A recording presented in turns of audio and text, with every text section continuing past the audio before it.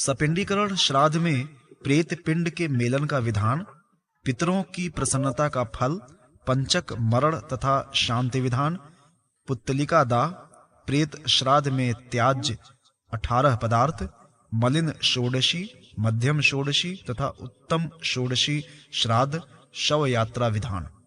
तार्क्ष ने कहा, हे जनार्दन, अब मुझे दूसरा संदेह उत्पन्न हो गया है।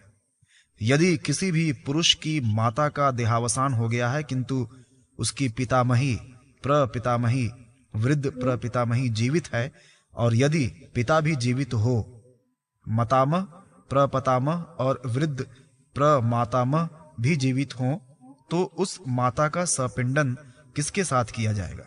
हे प्रभु, इसको बताने की कृपा करें।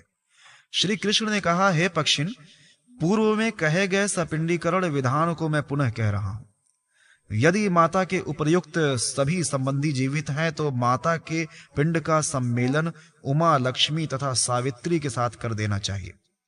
इस संसार में 3 पुरुष पिंड का भोग करने वाले हैं, 3 पुरुष त्याजक हैं, 3 पुरुष पिंडानुलेप और 10वां पुरुष पक्ति सन्निध होता है। पिता तथा माता के कुल में इन्हीं पुरुषों की प्रसिद्धि होती है। यजमान अपने से पूर्व 10 पुरुषों एवं अपने से बाद के 10 पुरुषों का उद्धार कर सकता है। पहले जो 3 पुरुष बताए गए हैं अर्थात पिता, पितामह तथा प्रपितामह, ये सपिंडीकरण करने पर सपिंड माने गए। जो प्रपितामह के पूर्व वृद्ध प्रपितामह और उनसे 2 पूर्व पुरुष हैं, उन्हें त्याजक रूप में स्वीकार करना चाहिए। इस अंतिम त्याजक पुरुष के बाद जो पुरुष होता है वह प्रथम लेपक होता है। उसके पूर्व में जो अन्य 2 पुरुष होते हैं उन्हें भी उसी लेपक की कोटि में समझना चाहिए। इस कोटि के तीसरे पुरुष के पूर्व में जो पुरुष होता है वह पंक्ति सन्निध है। इस प्रकार 10 पूर्व पुरुषों के बाद स्वयं यजमान एक पुरुष है। भविष्य में जो यथाक्रम 10 पुरुष होते हैं उन सभी को मिलाकर पितरों की संख्या 21 होती है।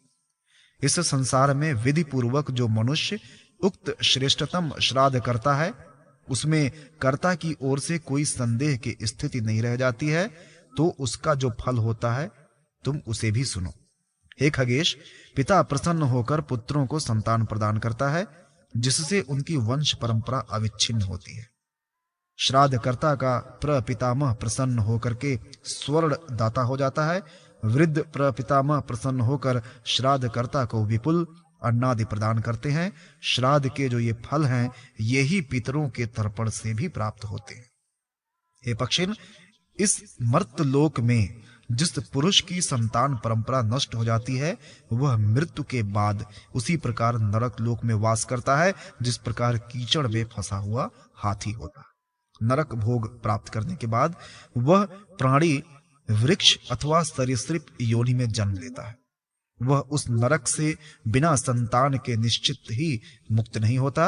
अतः संतान विहीन मरे हुए प्राणी के लिए आचार्य, शिष्य अथवा दूर के सगोत्री अबांधव को उसके उद्देश्य से भक्ति पूर्वक नारायण बलि कर देनी चाहिए।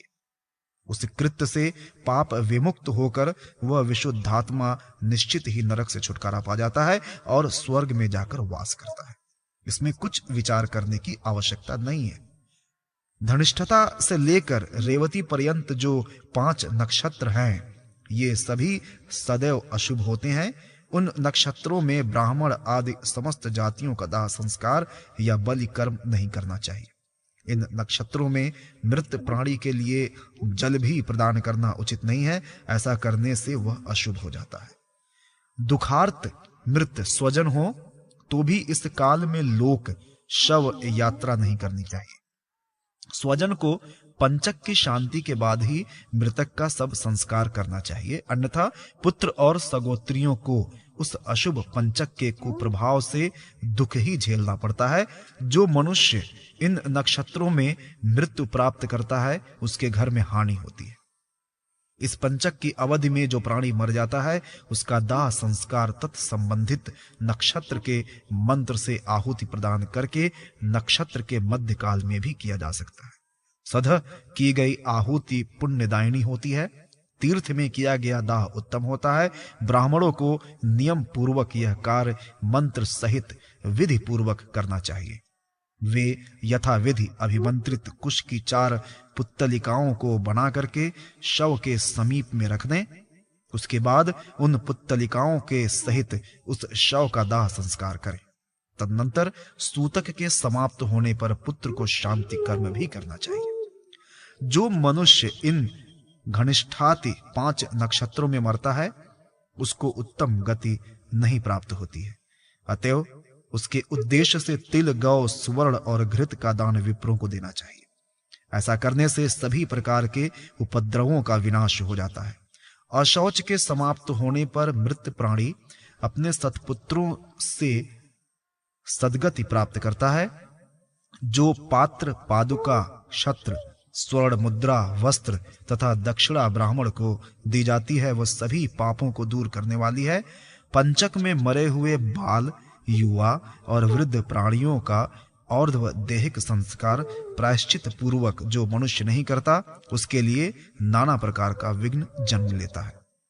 प्रेत श्राद्ध में 18 वस्तुएं त्याज्य होती हैं, यथा आशीर्वाद, द्विगुण कुश, मोटक, प्रणव का उच्चारण, 1 से अधिक पिंडदान, अग्नौकरण, उच्छिष्ट श्राद्ध, वैश्व देवार्चन, विकीरदान, स्वधा का उच्चारण और पितृ शब्दोच्चार नहीं करना चाहिए। इस श्राद्ध में अणु शब्द का प्रयोग, आवाहन तथा उल्मुख वर्जित है। असीमांत गमन, विसर्जन, प्रदक्षिणा, तिल होम और पूर्णाहुति तथा बलि वैश्व देव भी नहीं करना चाहिए। यदि कर्ता ऐसा करता है तो उसे अधोगति प्राप्त होती है। प्रथम षोडशी को मलिन श्राद्ध के नाम से अभिहित किया जाता है, यथा मृत स्थान, द्वार, अर्धमार्ग, चिता में, शमशान वासी प्राणियों एवं पड़ोसियों के उद्देश्य से। शव के हाथ में तथा छठा श्राद्ध अस्थि संचय काल में होता है। उसके बाद 10 पिंड श्राद्ध जो प्रतिदिन एक एक करके 10 दिन किए जाते हैं वे भी मलिन श्राद्ध की कोटि में आते हैं। इस प्रकार उन्हें प्रथम षोडश श्राद्ध कहा जाता है। हे तार्क्ष, अन्य मध्यम या द्वितीय षोडशी को भी तुम मुझसे सुनो। इस षोडश श्राद्धों की क्रिया में सबसे पहले विधिवत एकदश श्राद्ध करना चाहिए। उसके बाद ब्रह्मा, विष्णु, शिव, यम और तत्पुरुष के नाम से 5 श्राद्ध हों, ऐसा तत्व चिंतकों ने कहा है। हे खगेश, इन षोडश श्राद्धों के बाद प्रतिमास 1 श्राद्ध के अनुसार 12 श्राद्ध, 11वें मास में उनाबदिक श्राद्ध, त्रिपाक्षिक श्राद्ध, ऊनमासिक और षाढ़मासिक श्राद्ध करने का विधान है। शव शोधन के लिए आध श्राद्ध करके तथा अन्य त्रिषोडश श्राद्ध करके पितृ पंक्ति की विशुद्धि के लिए 50वें श्राद्ध से मिलाना चाहिए। जिसका 50वां श्राद्ध नहीं किया गया है वह पितृ पंक्ति में मिलने योग्य नहीं है। उक्त त्रिषोडश अर्थात 48 श्राद्धों से मृत प्राणी के प्रेतत्व का विनाश होता है। 49 श्राद्ध हो जाने पर पंक्ति संनिंद पितृगणों का सामीप्य प्राणी को मिल जाता है। 50वें श्राद्ध से पितृ के साथ संधि मेलन करना चाहिए। अब शव विधि बताई जाती है। शव यात्रा प्रारंभ करने के पूर्व बनाई गई पालकी में शव के हाथ पैर बांध देना चाहिए। यदि ऐसा नहीं किया जाता है तो वह पिशाच योनियों के हाथ पहुंच जाता है। शव को अकेला नहीं छोड़ना चाहिए। यदि उसको अकेला छोड़ दिया जाता है तो दुष्ट योनियों के स्पर्श से उसकी दुर्गति होती है। गांव के मध्य शव विद्यमान है, ऐसा सुनने के बाद इच्छा अनुसार यदि भोजन कर लिया जाता है तो उस अन्न और जल को क्रमशः मांस और रक्त समझना चाहिए। गांव के बीच शव के रहने पर तांबुल सेवन, दंत धावन, भोजन, स्त्री सहवास तथा पिंडदान त्याज्य है। स्नान, दान, जप, होम, तर्पण और देव पूजन का कार्य करना भी व्यर्थ ही हो जाता है। हे पक्षीराज, बंधु बांधव और सगे संबंधियों के लिए मृत काल में ऐसा ही उपर्युक्त व्यवहार अपेक्षित है। इस धर्म के त्यागने से प्रेत पाप संलिप्त हो जाता है।